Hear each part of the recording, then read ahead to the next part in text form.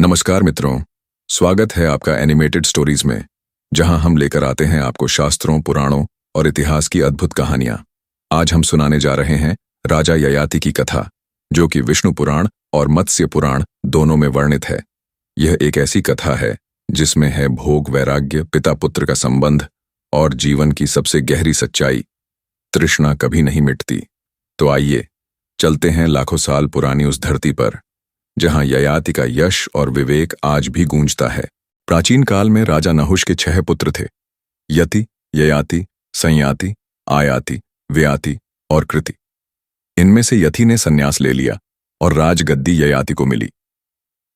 राजा ययाति ने 2 विवाह किए, पहला देवयानी से जो शुक्राचार्य की पुत्री थी और दूसरा शर्मिष्ठा से जो असुरराज वृषपर्वा की बेटी थी।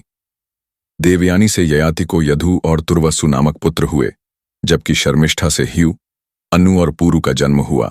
अब हम उस मोड़ पर आते हैं जहां राजा ययाति का भाग्य करवट लेता है, जहां से शुरू होती है भोग से विरक्ति की ओर उसकी यात्रा। कहानी शुरू होती है राजकुमारी देवयानी और असुरराज वृषपर्वा की पुत्री शर्मिष्ठा से।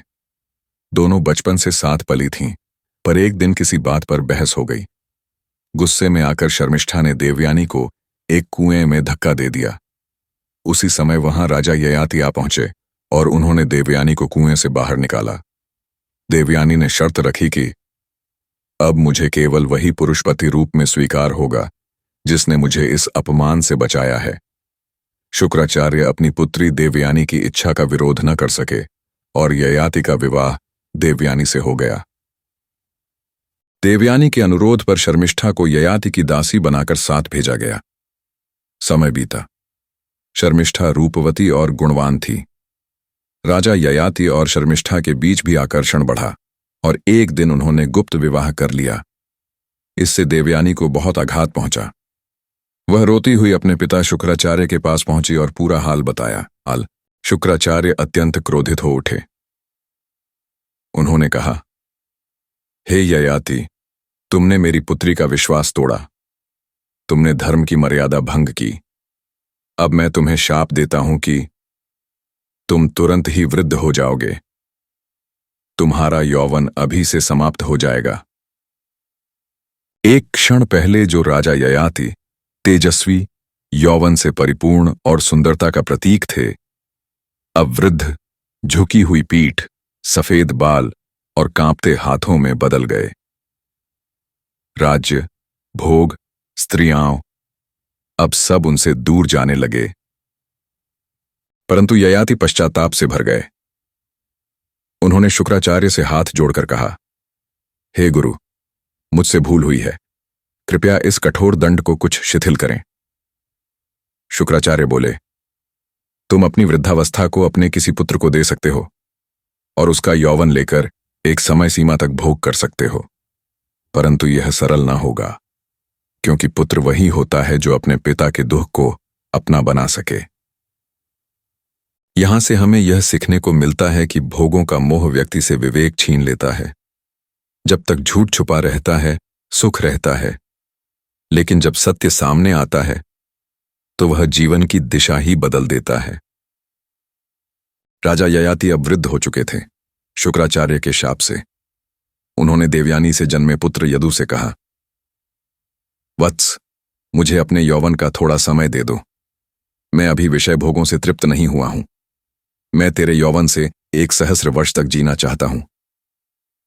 परंतु यदु ने मना कर दिया। ययाति ने अपने अन्य पुत्रों तुर्वसु, अनु और द्रुह्यु से भी विनती की, पर सबने मना कर दिया। जिस यौवन से तुम जन्मे, उसी यौवन के एक भाग को भी तुम अपने पिता को नहीं दे सकते। ययाति ने यदु को शाप दिया, जाओ, तुम्हारी संतान कभी भी राज्य के योग्य नहीं होगी। अन्य पुत्रों को भी शापित कर दिया। अब आया पुरु का समय। पुरु, शर्मिष्ठा से जन्मा सबसे छोटा पुत्र। राजा ययाति ने उसी प्रश्न के साथ पुरु की ओर देखा, क्या तुम मुझे अपना यौवन दोगे? पुरु के शब्दों में विनम्र, भावुक स्वर, पिताश्री, यह तो मेरे लिए सौभाग्य की बात है। मैं आपको अपना संपूर्ण यौवन देता हूं। आपकी सेवा कर सकूं, इससे बड़ा पुण्य मेरे लिए और क्या होगा। विनम्रता, सेवा भाव और आदर से पूरू ने तुरंत अपना यौवन सौंप दिया। राजा ययाति फिर से युवा हो गए। फिर उन्होंने देवयानी और विश्वाची जैसी अप्सराओं के साथ सहस्र वर्षों तक भोग विलास किया। समय बीतता गया, पर ययाति की तृष्णा नहीं मिटी। हर दिन उसे लगता आज तृप्त हो जाऊंगा, पर अंत में उन्होंने स्वयं स्वीकार किया, भोगों से तृप्ति नहीं मिलती। जैसे अग्नि को घी से और तीव्र ज्वाला मिलती है, वैसे ही कामना भी भोग से और बढ़ती है। राजा ययाति, जो विषय भोगों में लिप्त थे, एक ऐसा क्षण आता है जहां उनके भीतर ज्ञान का दीप जलता है। यही क्षण कहलाता है ज्ञान का जागरण। जो सहस्र वर्षों तक भोगों में लिप्त रहा, एक क्षण में वह समझ गया कि तृष्णा कभी तृप्त नहीं होती। ययाति ने पूरू से यौवन पाकर देवयानी और अप्सरा विश्वाची के साथ सहस्र वर्षों तक राजसुख भोगे। हर दिन नए विलास, नई स्त्रियां, नए संगीत, नई क्रीड़ाएं। परंतु जिसे हम सुख समझते हैं, वह अंततः हमें ही निगलने लगता है। राजा ययाति दिन प्रतिदिन और अधिक भोगों के पीछे भागते गए, परंतु आत्मा तृप्त नहीं हुई। एक दिन जब राजा महल के झरोखे से आकाश की ओर देख रहे थे, मन में एक आवाज गूंजी, ययाति, तू कब तक भागेगा? क्या तू अमर है? क्या एक सहस्र वर्षों का यौवन तुझे संतोष दे सका? राजा ययाति की आत्मा कांप उठी। मैंने सोचा था जितना अधिक भोगूंगा उतना ही शांत हो जाऊंगा, परंतु आज मैं पहले से अधिक व्याकुल हूं।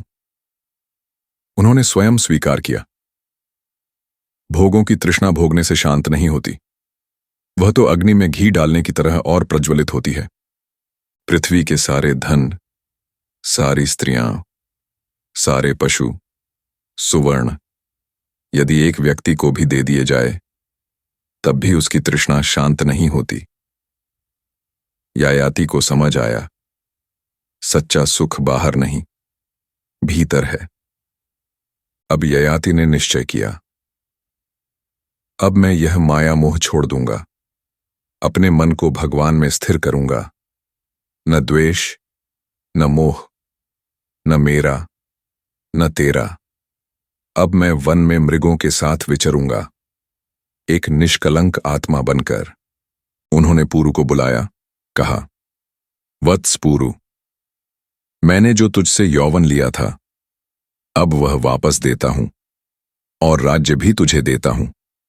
अब तू धर्मपूर्वक राज्य कर, पूरू को सम्राट पद पर अभिषिक्त कर।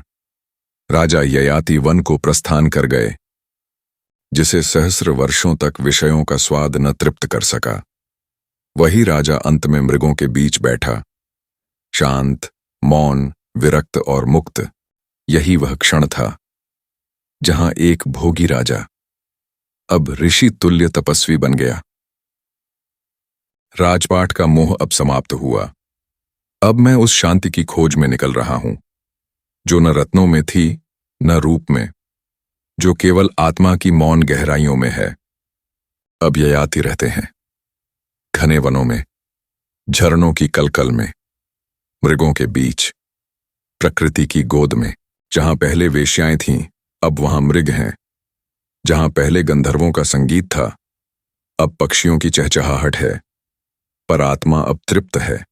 विरक्ति का गहन अर्थ, राग द्वेष से ऊपर उठ जाना, मेरा तेरा छोड़ देना, भूतकाल को क्षमा करना, भविष्य की चिंता से मुक्त होना और केवल वर्तमान में जीना, भगवान में स्थित हो जाना।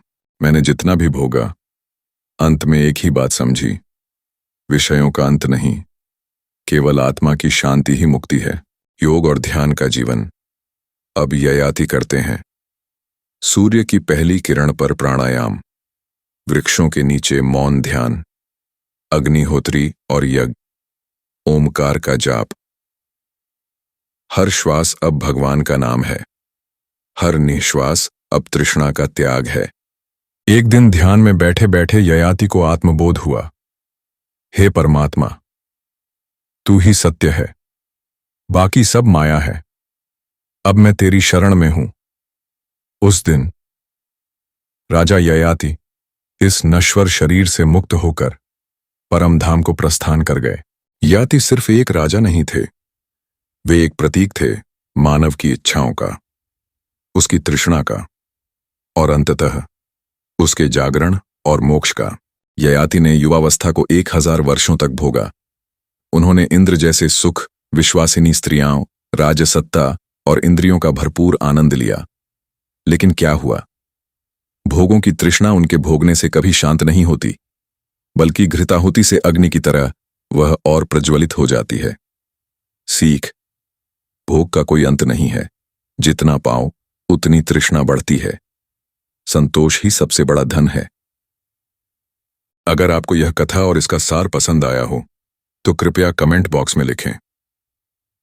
मेरे पास ऐसे ही कई और रोचक और ज्ञानवर्धक कथाएं भी हैं, जैसे महाभारत की कहानियां, भागवत पुराण में प्रहलाद और नरसिंह की कथा, स्कंद पुराण में कार्तिकेय के जन्म की अद्भुत कहानी, भागवत पुराण भरत का वैराग्य और जन्म जन्म की कथा, गरुड़ पुराण मृत्यु के बाद का ज्ञान, ब्रह्म वैवर्त पुराण राधा कृष्ण का तत्व ज्ञान, स्कंद पुराण कार्तिकेय की तपस्या, लिंग पुराण शिव का स्वरूप और ज्ञान, देवी भागवत आत्मशक्ति की पहचान, गरुड़ पुराण अजामिल की कथा, पद्म पुराण सत्यवान सावित्री, ब्रह्म वैवर्त पुराण राधा कृष्ण रहस्य, स्कंद पुराण कार्तिकेय जन्म कथा, मत्स्य पुराण मनु का जल प्रलय, अग्नि पुराण परशुराम कथा, लिंग पुराण भगवान शिव की कथा, भागवत पुराण प्रहलाद और नरसिंह, नारद पुराण ध्रुव कथा, ब्रह्म पुराण वामन अवतार, मार्कंडेय पुराण दुर्गा सप्तशती,